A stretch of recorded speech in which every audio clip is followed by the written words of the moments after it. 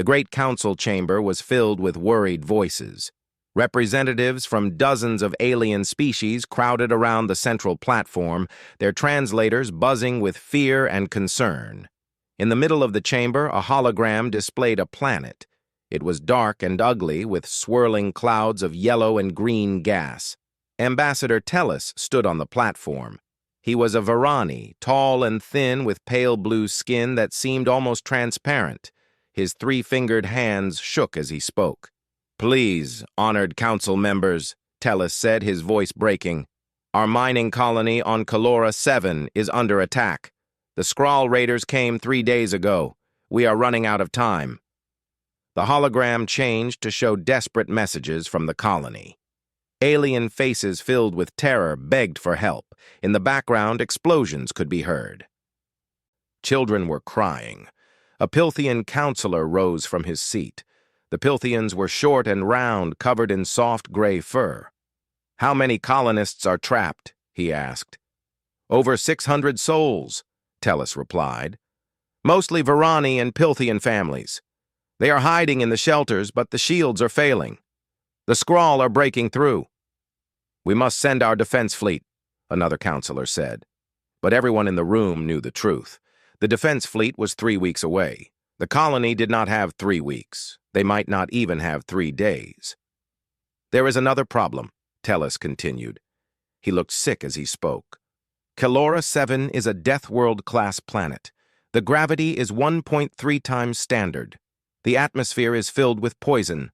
Storms rage across the surface constantly." The council chamber fell silent. Deathworld. That single word carried so much meaning. It meant a planet so dangerous that most civilized species could not survive there for long. The gravity alone would slowly crush a Varani's bones. The air would burn Pilthian lungs. "And the Skrull?" someone asked quietly. "They are apex predators," Tellus said. "They come from a jungle moon. They are large, fast, and they have no mercy. Our security teams cannot fight them." More silence. Everyone understood. This was a death sentence for the colonists. No one could reach them in time. Even if someone could, what species in the council could survive on such a horrible planet and fight against creatures like the Skrull? That was when Captain Day Kim stood up. The humans had only joined the Galactic Council 8 months ago. The Varani had discovered Earth by accident while mapping new jump routes. Everyone had been shocked to find another intelligent species. They had been even more shocked to learn where humans came from. Earth was classified as a Class 12 death world. It was considered one of the most dangerous planets ever found with intelligent life on it. Most council species needed special suits just to visit the human home planet. Day was average height for a human, which made him tall compared to most council species. He had short black hair and dark eyes that seemed very calm despite the crisis. He wore the uniform of the Human Relief Service, dark blue with simple markings. "Ambassador Tellus," Day said clearly. "The human ship Horizon's Edge can reach Kalora 7 in 18 hours. The council chamber erupted in shocked voices. Tellus stared at the human captain.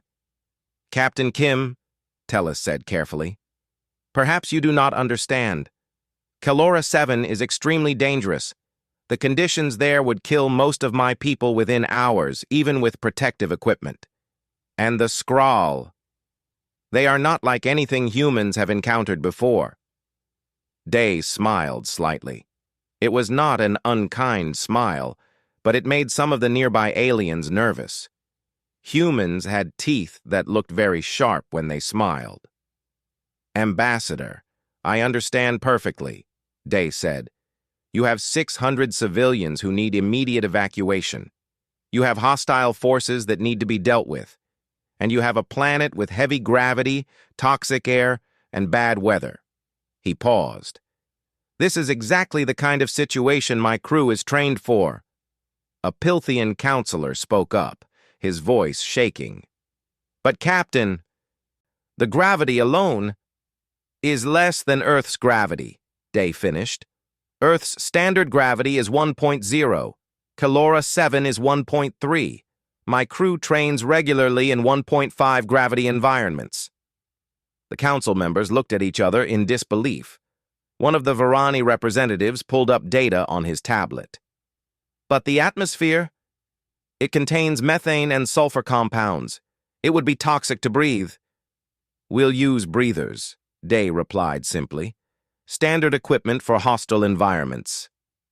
The storms, another counselor began. We've seen worse, Day interrupted gently. Earth has hurricanes, tornadoes, and lightning storms that would be classified as extreme weather events by council standards. We know how to work in bad conditions. Tellus looked like he wanted to cry with hope and fear at the same time. And the Skrull? They are predators, Captain. Very dangerous. Day's expression became serious.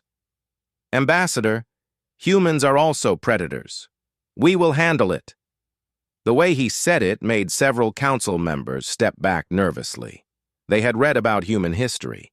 They knew what humans were capable of. But seeing that quiet confidence in person was different. Captain Kim, the council leader said, we cannot ask you to risk human lives for our colonies. Your species is new to the council. You have no obligation. With respect, Counselor, Day said firmly. They sent a distress call. That means we have an obligation. That's how my people see it. When someone calls for help, you answer. Within the hour, the Horizon's Edge was preparing for immediate departure. The ship was in orbit around the Varani homeworld, and Day had his crew working at full speed. Dr. Hannah Park, the ship's chief medical officer, was reviewing data on Varani and Pilthian biology. She needed to understand how to treat them if they were injured. She was small for a human woman, but quick and smart. Her medical bay was already being prepared for mass casualties. Engineer Wu Choi was in the engine room, making sure everything was perfect. He was older than most of the crew, with gray in his hair, but he knew the ship better than anyone. He was running calculations on the planet's environment, figuring out what equipment they would need. Lieutenant Yuna Lee was in the tactical center, studying everything they knew about the Skrull.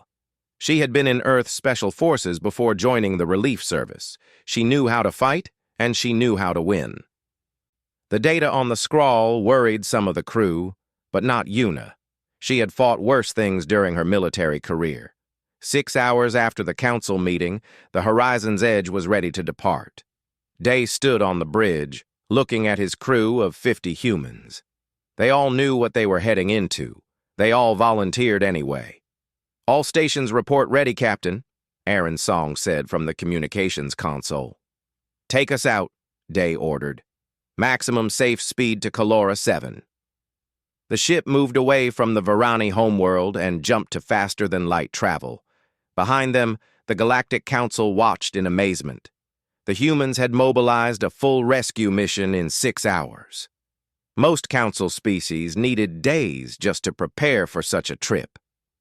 Ambassador Tellus stood at the window of the council building watching the stars. He prayed to his ancestors that he had not just sent these brave humans to their deaths, but deep inside he felt something he had not felt in days. He felt hope. The Horizon's Edge dropped out of faster-than-light travel at the edge of the Kalora 7 system. Immediately, alarms began to sound on the bridge. Multiple hostile contacts, Aaron Song reported from her station. I count 8 Skrull raider ships in orbit around the planet. They're swarming the colony's position. Day studied the tactical display. The colony was on the surface, surrounded by a failing energy shield. The Skrull ships were taking turns firing at it. Every blast made the shield weaker. Show me the colony status, Day ordered. A new screen appeared. It showed the colony from orbit. The colony was built into the side of a mountain, trying to use the rock for protection. But the mountain itself was shaking from seismic activity. Yellow-green storms raged across the planet's surface. Lightning struck the ground constantly. Captain, I'm receiving a transmission from the colony, Aaron said. It's weak. Their communications are badly damaged. Put it through, Day said. A Varani face appeared on the screen. He looked exhausted and terrified. "This is Colony Administrator Venn, who—" He stopped, seeing humans on his screen. "You came? But how?" "Administrator Venn, this is Captain Dae Kim of the human relief ship Horizon's Edge. We're here to get you out. How many colonists do you have?" 623, Venn said quickly. "But we cannot leave the shelter. The Skrull are outside, and the planet—" He coughed. "The gravity is crushing us. Our people are getting sick, the children especially." Hannah Park leaned into view of the camera. "Administrator, this is Dr. Park. Are you saying the gravity is causing medical problems?" "Yes," Venn said desperately. "We are from low-gravity worlds. This planet's gravity is breaking our bones, crushing our organs. We have 53 colonists who cannot walk anymore. 20 children are dying." Hannah's face went hard. She turned to Dae. "Captain, we need to get them off that planet now. Not in hours. Now." Dae nodded. He turned to Lieutenant Yuna Lee. "Yuna, what are our options for dealing with those Skrull ships?" Yuna studied her tactical display. She had been watching the Skrull attack patterns. "They're aggressive, but sloppy. They rely on speed and numbers. They've never fought someone who shoots back effectively." She smiled slightly. "I can handle them." "Do it," Dae ordered. "Jay, give Yuna full weapons control." Jay Lim, the weapons officer, transferred control to Yuna's station. He grinned. "Weapons hot, Lieutenant. Have fun." The Horizon's Edge moved toward the planet. The Skrull ships noticed immediately. 3 of them broke off from the colony and headed toward the human ship. The Skrull vessels were ugly things, all sharp edges and dark metal. They looked like the insects they resembled, long and segmented with weapon pods that looked like stingers. "They're hailing us," Aaron reported. "Audio only." A harsh, clicking voice came through the speakers. The translator rendered it into words. "Unknown ship. This is Skrull hunting territory. Leave now or be destroyed." Dae's voice was calm and cold. "This is Captain Dae Kim. You are attacking civilians. Leave now or we will remove you." The Skrull commander made a sound that might have been laughter. "You are small ship, weak. We are hunters. We take what we want." The transmission ended. "They're attacking," Yuna reported. "All 3 ships incoming fast." The Skrull ships were quick. They came at the Horizon's Edge from 3 different directions, firing energy weapons. But Yuna was faster. The human ship dodged the first volley, moving with a speed that shocked the Skrull. Then Yuna returned fire. Human railguns spoke, sending solid metal projectiles at incredible speeds. The first Skrull ship's shields collapsed immediately. The second shot punched through its hull. The Skrull ship exploded. The other 2 Skrull vessels tried to retreat, but Yuna was already targeting them. 2 more bursts from the railguns, and both ships were drifting, disabled. On the surface, in the colony, Administrator Venn and his people watched in disbelief. The humans had destroyed or disabled 3 Skrull ships in less than 30 seconds. The remaining Skrull ships in orbit suddenly seemed less confident. They stopped firing at the colony and grouped together, watching the human ship warily. "This is Captain Kim to all Skrull vessels," Dae broadcast. "You have 1 chance. Leave this system now. Do not come back." There was a long pause. Then the 5 remaining Skrull ships turned and accelerated away from the planet. They jumped to faster-than-light travel and were gone. "Skrull vessels have left the system," Aaron confirmed. "Good," Dae said. "Now let's deal with the planet. Wu, what are we looking at?" Wu Choi had been analyzing the planet's conditions. He pulled up his data on the main screen. "It's nasty, Captain. Gravity is 1.3 standard as reported. Atmosphere is 70% nitrogen, 20% methane, 8% sulfur compounds. Rest is trace gases. Completely toxic to us without breathers. Temperature at the colony is 42 degrees Celsius. Humidity is 85%. And there's a major electrical storm passing over the colony right now." Wind speed? Yuna asked. Gusting to 140 kilometers per hour, Wu replied.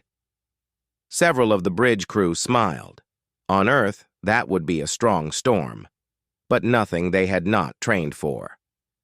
And the scrawl on the ground? Dai asked. Sensors show approximately 50 Skrull warriors around the colony perimeter, Yuna said. They're in defensive positions, probably waiting for their ships to finish off the shield. Day touched the communication panel. All hands, this is the captain. Prepare for hostile environment deployment. Marines, suit up. We're going to the surface. Throughout the ship, the crew moved into action. In the Marine Bay, Tai Huang was already gearing up his squad. Tai was a big man, even for a human, with broad shoulders and strong arms. He had served in the Korean Marines on Earth before joining the relief service. His squad of 12 Marines were checking their equipment. They wore light environmental suits, basically just sealed uniforms with helmets and air filters. They carried rifles and stun weapons, tools for digging and climbing, and medical supplies. A young Marine named Quan looked nervous. Sergeant Huang, is it true the Skrull are apex predators? Tai checked his rifle and smiled. Quan, humans are apex predators too. We hunted everything on Earth, including things bigger and meaner than us. The Skrull are about to learn that. In the medical bay, Hana was preparing for casualties. She had studied the Varani and Pilthian biology data. She knew they would be hurt. The gravity alone was probably causing internal bleeding and bone fractures. She packed her medical kit with extra supplies. Her assistant, a young doctor named Bo, was preparing stretchers. Dr. Park, Bo said quietly. What if we can't save them all? Hana looked at him with fierce eyes. Then we save as many as we can, but we don't give up. Not one life, understand? Bo nodded, feeling braver. In the shuttle bay, pilot Suji Nam was running pre-flight checks on 3 drop shuttles. Suji was small and quick, with fast hands and even faster reflexes. She could fly through anything. Suji? Wu's voice came through her headset. You're going to be flying in that electrical storm? I know, Suji replied cheerfully. Should be interesting. Interesting? Wu sounded worried. Lightning strikes every 12 seconds on average in that storm. Suji laughed. Then I'll fly between the strikes. Don't worry so much, Wu. The horizon's edge entered the planet's atmosphere. The ship shook as it hit the thick, poisonous air. Storm winds buffeted the hull. Lightning flashed all around them. On the bridge, Day watched the approach. Aaron, contact the colony. Let them know we're coming. Yes, Captain, Aaron said. A moment later, Administrator Ven's face appeared again on the screen. He looked amazed. You are entering the atmosphere? Ven said in shock. But the storms... We'll be fine, Administrator, Day assured him. Prepare your people for evacuation. We'll set down outside the colony shield. Our Marines will secure the area and escort your people to the shuttles. But the Skrull, Ven started, will not be a problem, Day said firmly. The horizon's edge descended through the storm. Rain hammered the hull. Wind tried to push them off course. Lightning struck the ship's shields 3 times. Inside, the crew barely noticed. They locked into position above the colony. The drop shuttles launched, carrying Tai and his Marines toward the surface. Through the storm, through the lightning, through air that would kill most species, the humans came. And on the ground, the Skrull warriors saw them coming. For the first time, the hunters began to feel like prey. The drop shuttle hit the ground hard. The landing zone was just outside the colony's failing shield, in the middle of the electrical storm. Rain poured down, mixing with the toxic atmosphere into a yellow-green soup. Lightning struck nearby, close enough to feel the heat. Tai Huang was the first one out of the shuttle. He moved quickly, despite the heavy gravity and thick atmosphere. His boots hit the rocky ground, and he immediately scanned the area. The other Marines followed. They spread out in a defensive pattern, weapons ready. Through their helmet displays, they could see heat signatures all around them. The Skrull were everywhere in the rocks and ruins. "Contact! 3 o'clock!" one Marine called out. A Skrull warrior rose from behind a boulder. It was huge, over 2.5 meters tall, with a body like a massive insect. It had 4 arms, each ending in claws. Its head had large mandibles and multiple red eyes. Its exoskeleton was dark and covered in spikes. The Skrull made a shrieking sound and charged at the Marines. It was fast, very fast for a creature its size. But the Marines were faster. 3 stun shots hit the Skrull warrior at once. It crashed to the ground, its muscles locked. It was not dead, but it would not be moving for hours. "More incoming," Tay said calmly. "Remember, we're here to rescue civilians, not start a war. Stun shots only unless they don't go down." 6 more Skrull warriors emerged from hiding. They had been waiting to ambush the humans, but they hesitated when they saw the Marines move. The humans were not struggling in the heavy gravity. They were not slowed by the storm. They moved like they were built for this world. One brave Skrull warrior attacked anyway. It was a mistake. The Marines moved as a team, surrounding the warrior and hitting it with multiple stun shots from different angles. It went down hard. The other Skrull warriors backed away, clicking and hissing to each other in their language. "Tay, this is Captain Kim," Day's voice came through the helmet radio. "What's your status?" "LZ is secure, Captain," Tay reported. "We've stunned 8 Skrull. The rest are keeping their distance. They seem confused." "They're not used to prey that fights back," Yuna's voice added. "Keep them off balance. We're sending Dr. Park down now." The second shuttle landed. Hana and her medical team came out quickly, carrying equipment. Behind them came Wu and his engineers, dragging portable generators and shield equipment. Hana ran to the colony shield entrance. The shield was flickering badly, ready to fail at any moment. Through the transparent barrier, she could see Varani and Pilthian faces pressed against the inner door, watching with hope and fear. "Wu, can you stabilize this shield?" Hana asked. Wu studied the shield generator. It was old Varani technology, not designed for a planet this harsh. "Maybe for a few hours," he said, "but we should evacuate them now." Administrator Ven opened the inner door. He looked terrible, barely able to stand. The gravity was crushing him. "Dr. Park, is it really you?" Hana helped him walk. He weighed almost nothing to her, even in the high gravity. "It's really me, Administrator. We're getting everyone out." She looked past him into the shelter. What she saw made her heart hurt. Hundreds of Varani and Pilthian colonists were crammed inside.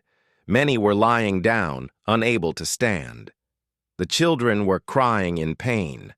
These were low-gravity species, and this planet was killing them slowly. "Bo, set up triage," Hana ordered her assistant. "Critical cases first." She knelt beside a young Varani child. The child was maybe 6 years old in human terms, with pale blue skin and large eyes full of pain. "Hello, little one," Hana said softly.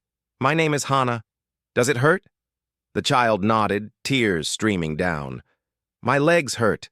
My chest hurts. Everything hurts." Hana scanned the child with her medical tricorder, fractured bones in both legs, internal bleeding. The gravity was literally crushing this child's small body.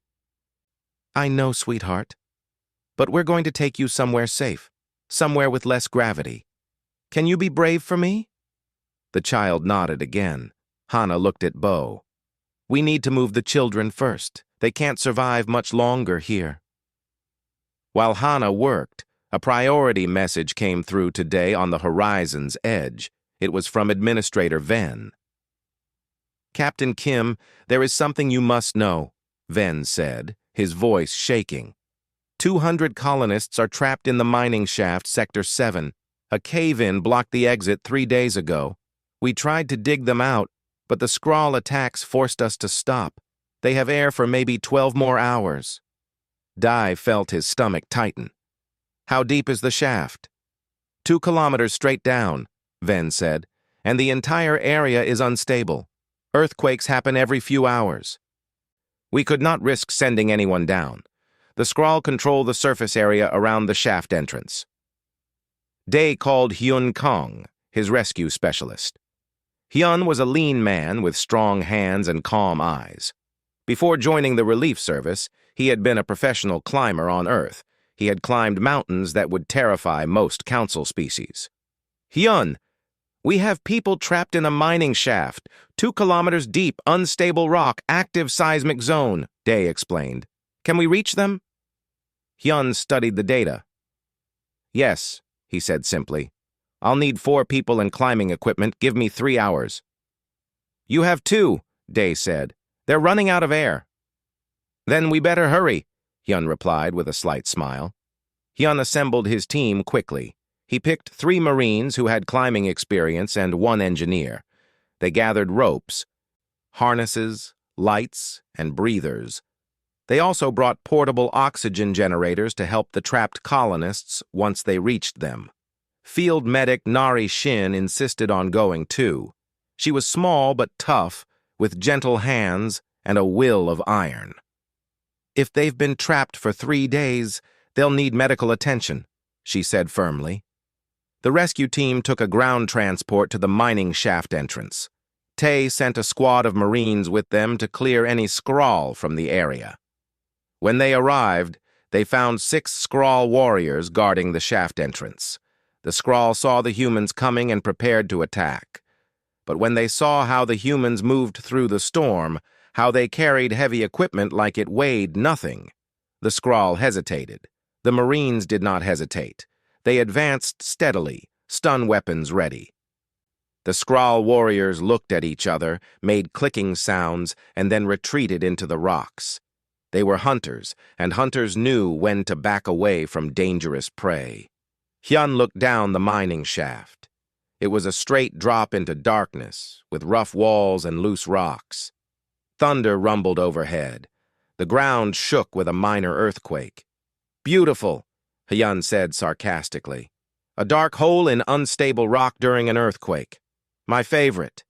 He looked at his team. Let's go save some people. They set up ropes and started descending.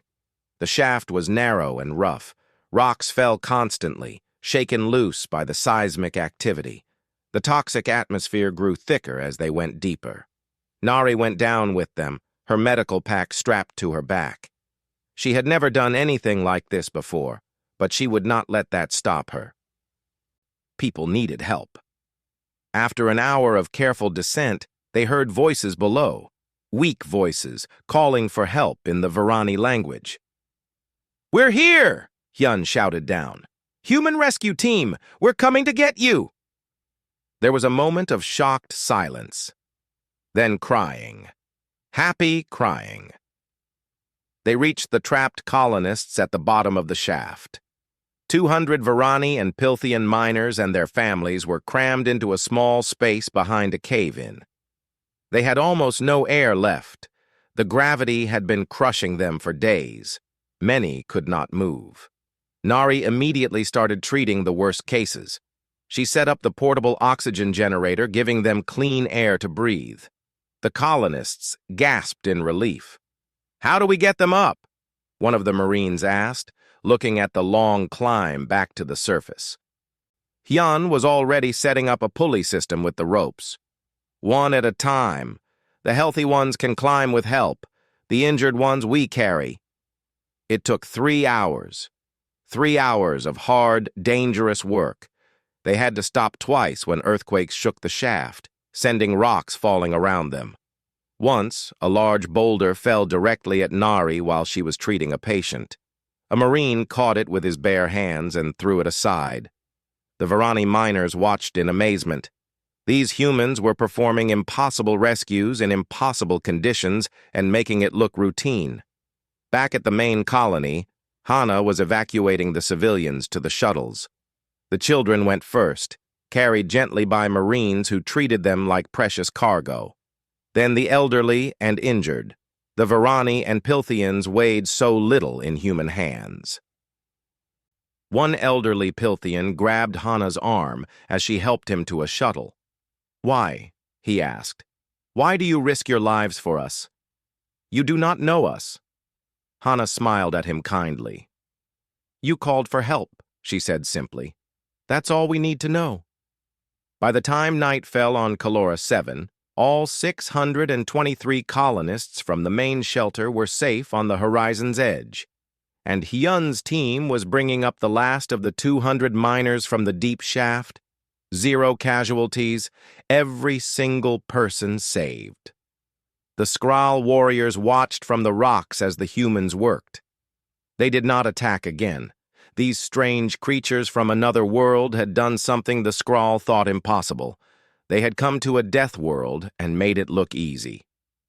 The Skrull commander's name was Thrax.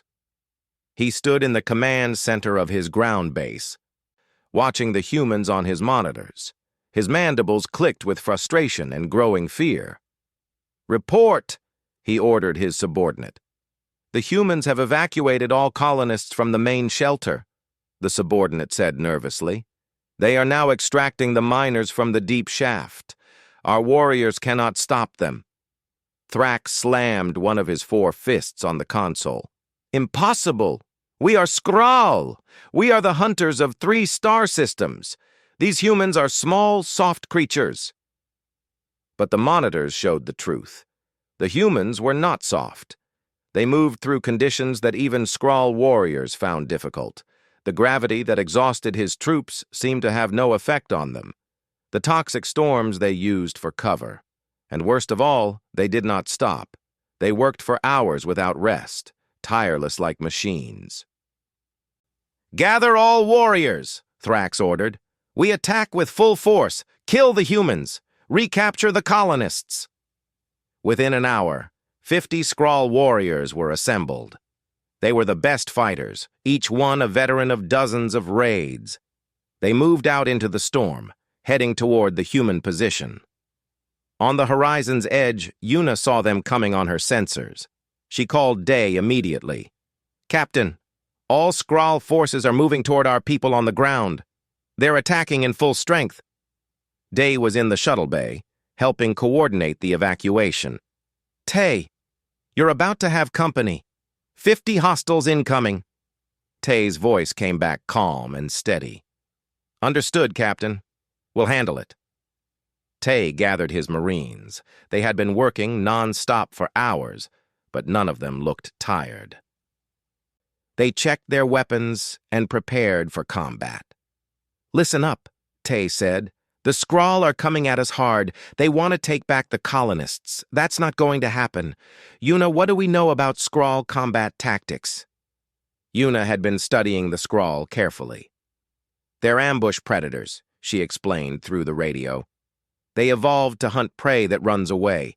They're fast, strong, and vicious in short bursts, but they're not built for long fights. They tire quickly."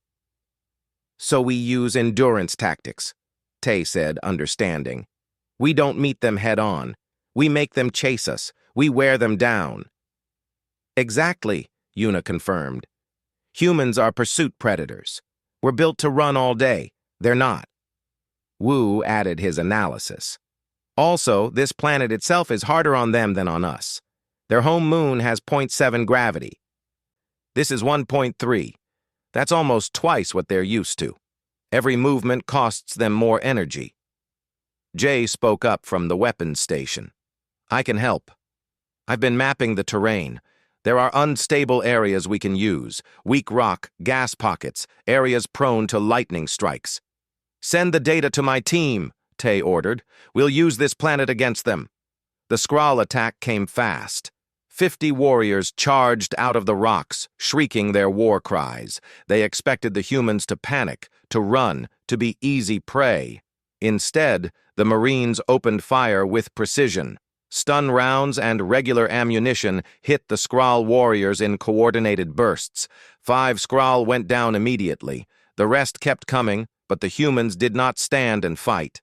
They fell back to prepared positions, firing as they moved. The Skrull had to pursue across rough ground, in high gravity, through a raging storm. "They're following," Tay reported. "Good. Keep them moving." The Marines led the Skrull on a chase through the colony ruins. Wu had marked areas where the ground was unstable. As Skrull warriors ran across these spots, Marines triggered small explosives. The ground collapsed, trapping warriors in holes. When the Skrull tried to use the rocks for cover, Jay fed targeting data to the Marines. They fired at specific points, causing rock slides that buried or blocked the enemy. And all the time, the humans kept moving, kept firing, never stopping. After 20 minutes, the Skrull warriors were breathing hard. The high gravity was exhausting them. The pursuit through rough terrain was draining their energy. They were hunters used to quick kills, not long chases. The humans, meanwhile, showed no signs of slowing down. Then the ground shook. A major earthquake, magnitude 7.8, struck the region. It was the worst quake in 3 days. The Skrull warriors stumbled, lost their balance, fell to the ground. Their command structure broke down as individuals panicked. The human Marines barely paused. They had trained for earthquakes. Earth had earthquakes. They knew how to stay on their feet, how to move during the shaking. Tay saw his opportunity. "All units advance! Push them back!" The Marines moved forward in coordinated teams. The Skrull, scattered and exhausted, tried to reform their line. But they were too tired, too disorganized. One by one, the Skrull warriors were stunned or driven back. Those who could still move retreated toward their base. They had never experienced anything like this. Their prey had become predators. Thrax watched in disbelief as his warriors fled back to the base. Nearly half of them were down, stunned, or injured. The rest were exhausted and frightened. "How?" he hissed. "How did they defeat us?" His subordinate had been monitoring human communications. "Commander, I have translated some of their talk.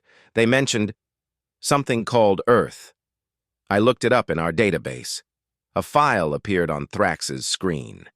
It showed a blue and green planet. The data made his eyes widen in horror. "Class 12 Deathworld," he read aloud. "Gravity 1.0 standard. Oxygen-rich atmosphere that causes rapid corrosion. Megafauna predators. Extreme weather systems. Active tectonic plates. Deadly microorganisms. This is where they come from?" He looked at the battle footage again. Suddenly, everything made sense. The humans were not struggling on Calora 7 because to them, this was normal. This was like their home. "They are Deathworlders," Thrax whispered. "True Deathworlders, not just living on a dangerous planet, but evolved by it, shaped by it." He made a decision. "Recall all forces. We are leaving this system immediately." "But Commander, we still have 30 warriors." "Now!" Thrax roared. "Before those humans decide to hunt us." The Skrull began a full retreat. Their remaining warriors abandoned their positions and ran for the evacuation ships. They transmitted a wideband warning to all Skrull vessels in nearby systems. "Avoid the humans. Avoid the Deathworlders. They are not prey. They are hunters." Perhaps the most dangerous hunters in the galaxy. On the ground, Tay and his Marines watched the Skrull ships launch and flee into space. "Should we pursue?" one Marine asked. "No," Tay said. "We're not here to fight. We're here to rescue people. Let them go." Day's voice came through the radio. "Good work, Tay. All colonists are aboard. Hyun's team just brought up the last of the miners. Everyone is safe." "Any casualties on our side?" Tay asked. "Zero casualties," Day confirmed. "Some minor bruises and scrapes. Nothing serious." Tay smiled. "Then I'd say the mission is a success, Captain." Back on the horizon's edge, Hana was treating the last of the colonists. The medical bay was full of Varani and Pilthian people, all of them weak from days of suffering under the crushing gravity. The young Varani child she had met earlier was sleeping peacefully in a low-gravity recovery pod. The child's bones would heal. They would all heal now that they were safe. An elderly Varani approached Hana. It was the same one who had asked her why they helped. "Dr. Park," he said softly, "we have been listening to your crew talk. We learned that your Earth is even more dangerous than Kalora 7. That you live with gravity and storms and predators worse than what we experienced. Is this true?" Hana nodded. "It's true. Earth is classified as a Class 12 death world. It's not an easy place to live." "Then why do you leave it?" the Varani asked. "Why travel to space if your home is so dangerous?" Hana thought about that. "Because our home being dangerous taught us to help each other. On Earth, humans survived by working together, by protecting the weak, by never leaving anyone behind. That's not just what we do. It's who we are." The elderly Varani's eyes filled with tears. "You are remarkable people. We will never forget what you did for us." Across the ship, similar conversations were happening. The rescued colonists were meeting the humans who saved them, learning about Earth, about human history, about what it meant to come from a death world. A group of Pilthian children surrounded Marine Kwan, asking questions. "Is it true you have animals on Earth bigger than buildings?" one asked. "Well, whales are pretty big," Kwan admitted. "And we used to have dinosaurs that were even bigger." "What's a dinosaur?" another child asked. "Giant reptiles with huge teeth and claws," Kwan explained. "Some of them ate plants. Some of them ate other dinosaurs. They lived millions of years ago." The children's eyes went wide. "And humans lived with these monsters?" "No, the dinosaurs were gone before humans existed," Kwan said. "But we did live with mammoths, saber-toothed tigers, cave bears, and lots of other dangerous animals." "And you survived?" a child asked in wonder. Kwan smiled. "We survived. More than that, we thrived, because humans are very, very good at surviving." In the captain's ready room, Dai was composing a report for the Galactic Council. The message was simple. "Mission successful. All 823 colonists rescued. 0 human casualties. Skrull forces have retreated from the system. Returning to Varani space now." He paused, then added one more line. "Humanity stands ready to assist with future emergencies. We answer when called." The journey back to Varani space took 2 days. During that time, something unexpected happened aboard the Horizon's Edge. The rescued colonists and the human crew became friends. In the ship's mess hall, Varani and Pilthian families sat with human crew members, sharing meals and stories. The food had to be carefully prepared because the aliens had different dietary needs. But Wu and his engineers had rigged up separate food processors for everyone. A young Varani girl named Lyra sat next to Yuna during dinner. Lyra was the daughter of Administrator Ven. She had been one of the sickest children on Kalora 7, barely able to breathe. Now, in the ship's normal gravity, she was energetic and curious. "Lieutenant Yuna," Lyra asked, "is it scary, living on a death world?" Yuna thought about Earth. She remembered her childhood in Busan, watching typhoons roll in from the ocean.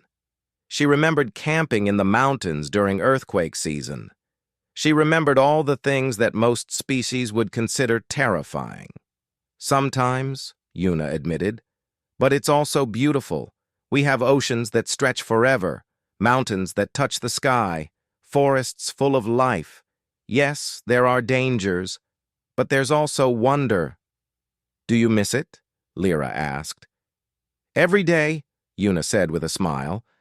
"But I'm proud to represent Earth out here in space, to show the galaxy what humans can do." In the medical bay, the elderly Pilthian who had questioned Hana was talking with Dr. Bo. His name was Kellis, and he had been a teacher on the colony. "Tell me about human medicine," Kellis said. "How do you treat injuries on such a dangerous world?" Bo laughed. "We have a saying on Earth.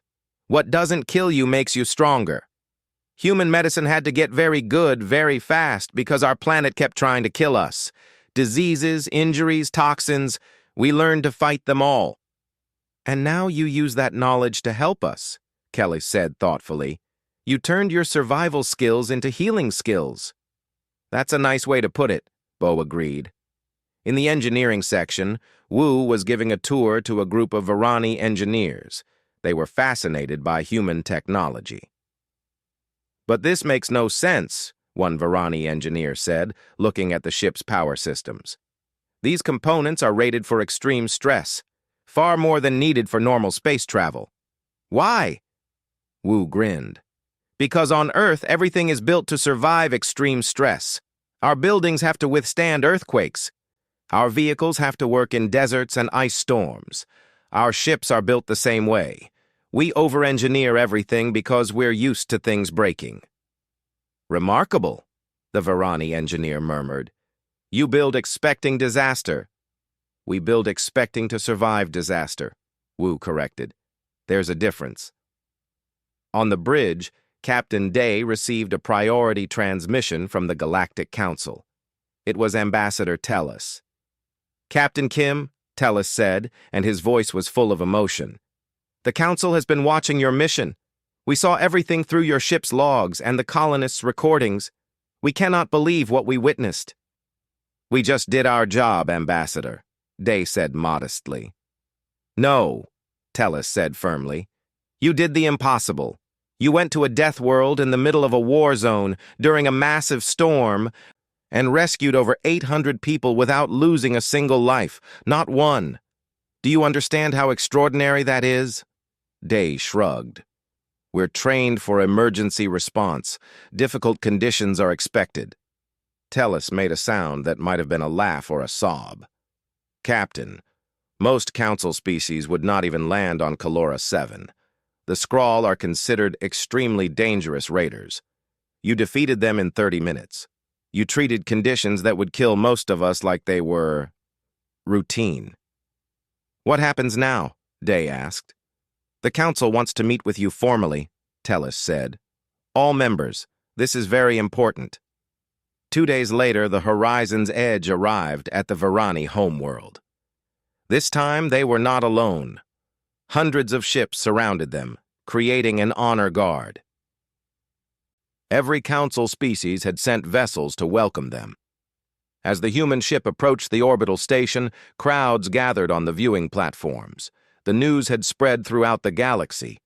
The humans had done something no one thought possible. Day, Hana, Wu, Yuna, Tae, and several other crew members took a shuttle down to the planet's surface. The colonists came with them, returning home. At the spaceport, thousands of Varani and Pilthian people waited. When the shuttle doors opened, they erupted in cheers. The rescued colonists stumbled out, many crying with joy at being home. Families reunited, children ran to parents, friends embraced. And then the colonists did something unexpected. They turned to the humans and bowed deeply. All of them, together. Administrator Ven stepped forward. Humans of Earth, he said loudly so everyone could hear. You came when we called. You risked everything to save strangers. You asked for nothing in return. We will never forget this. Never. The crowd cheered again, even louder. The human crew was escorted to the Grand Council chamber. It was the same room where, days earlier, the distress call had been received. But now it was decorated with flowers and lights. Every council seat was filled.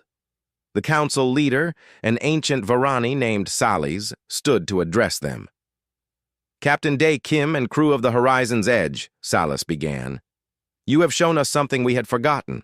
You have shown us that true strength is not just about power or weapons. It is about courage, compassion, the willingness to help others even when it is dangerous. Salis gestured, and a hologram appeared. It showed footage from Calora 7, the humans working in the storm, Marines protecting civilians, Hana treating the sick, Hyun climbing down the mining shaft, Tae and his team fighting the Skrull. We have shared this footage with every world in the Council, Salis continued. The entire galaxy has seen what Deathworlders can do when they choose to help rather than conquer. Many feared humanity when we first met you. They feared what creatures from such a deadly world might do. But you have shown us we had nothing to fear, and everything to hope for. Another counselor stood. She was Pilthian, small and elderly. My grandchildren were in that colony, she said, her voice shaking. 3 little ones who I thought I would never see again. They are alive because of you. My family wants to thank you. But we have no words big enough. More counselors stood, sharing similar stories. Family members saved, friends rescued, lives given back. Finally, Salus raised his hand for silence. The Galactic Council has made a decision. We wish to propose a formal agreement with humanity. We are calling it the Guardian Protocol. Day leaned forward. What would this protocol involve? Humanity would become the Council's official emergency response force, Salus explained. When disasters strike, when people need rescue from dangerous environments, when situations arise that our fragile species cannot handle, we would call on Earth. In return, we would share our technology, our knowledge, our resources. We would help humanity grow and prosper among the stars. Day looked at his crew. They nodded. This was what they had hoped for. On behalf of humanity, we accept, Day said, but with one condition. We help not just council members. Anyone who needs help will come. It doesn't matter if they're part of the council or not. If someone calls for aid, we answer. Salus smiled. That is exactly the kind of response we expected from you. We agree to your condition. The council erupted in applause. Counselors from dozens of species stood and cheered. Salus approached Day with a beautiful object. It looked like a crystal shield surrounded by stars, held together with bands of silver metal. This is the Shield of Stars, Salus said. It is the highest honor the Council can give. In 3,000 years of Council history, it has only been awarded 5 times, each time to a species that gave everything to protect others. Captain Kim, on behalf of humanity, I present you with this honor. Day accepted the Shield of Stars with both hands. It was surprisingly heavy. I accept this on behalf of all humans, both those who serve in space and those back on Earth. We promise to be worthy of this trust. You already are, Salus said quietly. The formal ceremony ended, but the celebration was just beginning. The Varani had prepared a massive festival. Human crew members found themselves honored guests, with aliens wanting to meet them, thank them, and learn about Earth. Yuna found herself surrounded by young Varani who wanted to hear about Earth's military training. Hana was talking with alien doctors about sharing medical knowledge. Wu was deep in conversation with engineers about ship design. Tay was playing with a group of Varani and Pilthian children. They wanted to see how strong humans were. He picked up 3 children at once and lifted them above his head, making them squeal with laughter. Their parents watched with tears of gratitude. As the celebration continued, Day stepped outside onto a balcony. The Varani homeworld was beautiful, with 3 moons hanging in the purple sky. He looked up at the stars and thought about Earth, far away. Hana joined him. Thinking about home, Captain? Always, Day admitted. But also thinking about what comes next. This is just the beginning. There are so many worlds out there. So many people who might need help. And we'll be there, Hana said confidently. That's who we are. That's what humans do. At that moment, Arin's voice came through their communicators. Captain, we're receiving a distress call. A cargo ship has crashed on an ice moon in the Helix system. Crew of 20 needs immediate rescue. Day and Hana looked at each other. They both smiled. How far away? Day asked. 30 hours at maximum speed, Arin replied. Tell the crew to prepare for departure, Day ordered. We leave in 2 hours. Understood, Captain. Day looked back at the celebration inside. He saw the grateful faces of the colonists they had saved. He saw the respect in the eyes of the council members. He saw hope. This was humanity's place in the galaxy now. Not conquerors, not merchants, guardians, protectors, the ones who answered when others called for help. The horizon's edge would leave soon, flying toward another emergency, another rescue, another chance to show the galaxy what humans could do. And across human space, more ships were being prepared, more crews were being trained. Earth was building a fleet of rescue vessels, staffed by volunteers who wanted to help, because that was what Deathworlders did. They survived the unsurvivable. They endured the unendurable. And then they used that strength to protect those who could not protect themselves. The galaxy had called for aid, and the Deathworlders had answered. They would always answer,